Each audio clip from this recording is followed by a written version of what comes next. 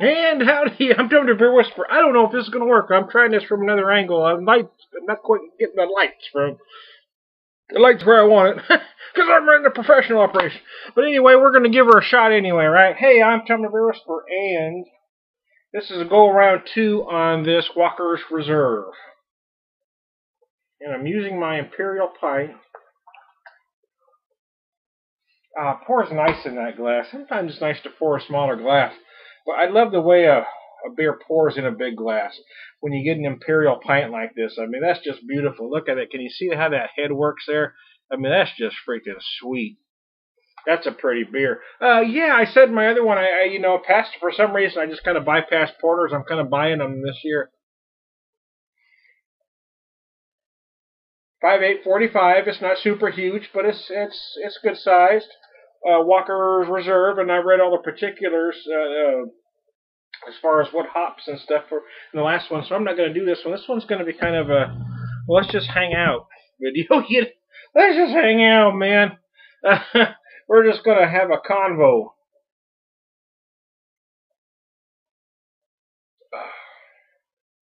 Generally, this is how I like to drink. I like to take a big decadent beer like that.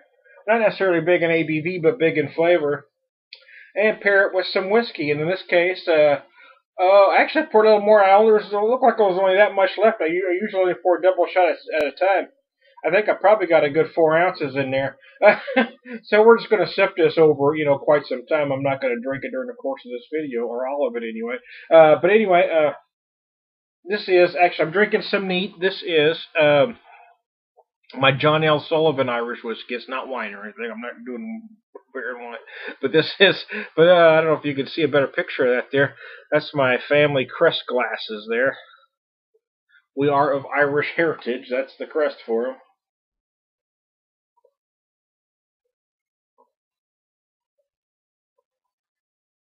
I was talking with Kevin Black today. This has nothing to do with the beer. Who's a good reviewer out of who lives in England, but he's an Irish guy. Yeah.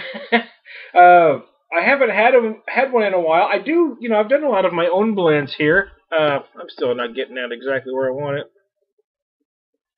But anyway, I've done some of my own blends, but I was just reading something about a black and tan with Bass and Guinness. I've had them made at different places with Harp and Guinness or Smithwick's and Guinness. And some places even use their own. I was at Granite City where they use their own pale and their stout, and that wasn't bad either. So I asked him, since he's from Ireland,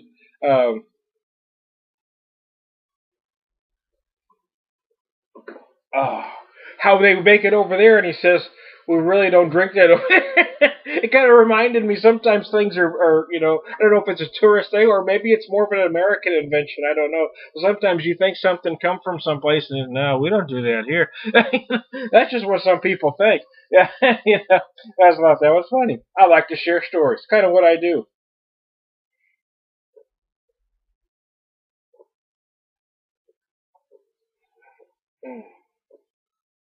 Okay, here's the thing. This is why this works.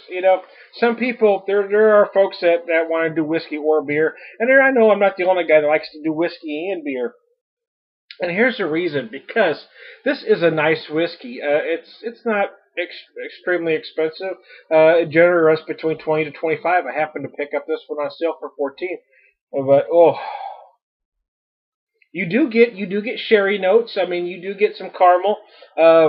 The John L. Sullivan is aged in just single-use bourbon barrels. So most Irish whiskeys are aged in bourbon barrels, but some of them have been used 2, 3, 4, 5 times. These are all single-use, so what that means to you is you're going to get more of that flavor from this whiskey. So if you want a smoother whiskey, a thinner whiskey, maybe this one isn't yours.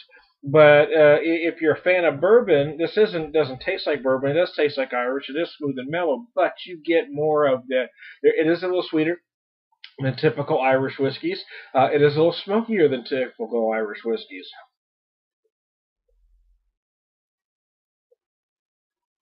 But that smokiness and sweetness I get from that whiskey pairs so beautifully with this beer. I mean, I challenge somebody out there to give it a shot. You know what I mean?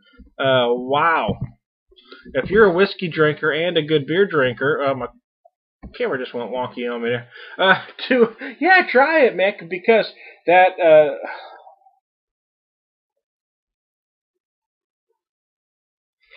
sweetness and smokiness coupled with the chocolate and the toffee from this. Oh my gosh, man, that's a dessert right here, man. That's decadent, baby. I mean, it is just brutal, brutal good. Mm-mm-mm. Oh, wow. That's nice. This beer I got from Stuart Picard. Again, it was one I thought he was going to drink while he was here, but then at the end he said he bought it for me to have. So I thought that was awesome. So I'm doing this in a dedication to Stuart, another good beer reviewer from England. He's the only one I've met personally. Stuart, I kind of have talked back and forth on some beer groups with a lot of others. Tuvar and Urban Viking, Beer Goggles. I mean, there's a lot of pretty good ones out there. I'd already mentioned Kevin Black, uh, Elvis. I don't remember what his full name is. He goes by during the or for his reviews, but during in the reviews he refers to himself as Elvis, and he's interesting too. It's funny how all of us have our own different takes on the genre. You know, we all kind of talk about beer and like to talk about beer, but everybody's got their own little way about it. And you know, there is no hard and fast rules. Nobody's wrong. Uh,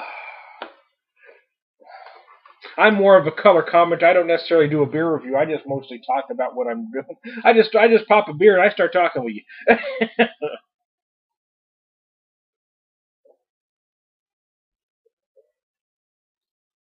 I'm not sure if it's the glass or because I was at the end of the bottle or what. I'm getting. I like this whiskey. This is my last of it, but I'm getting much more sherry notes from it than I had before. Hey, I'm gonna cut this one down and see if I can fix my light issue. So, hey, I'm Tyler Beer Whisperer. I'm gonna come back and then we're gonna talk some more because I got some more to say, and this is a great beer. I think I want to talk about some Christmas again. I did a few videos on that, but since it ain't quite Christmas yet, what the hell? Ta-da!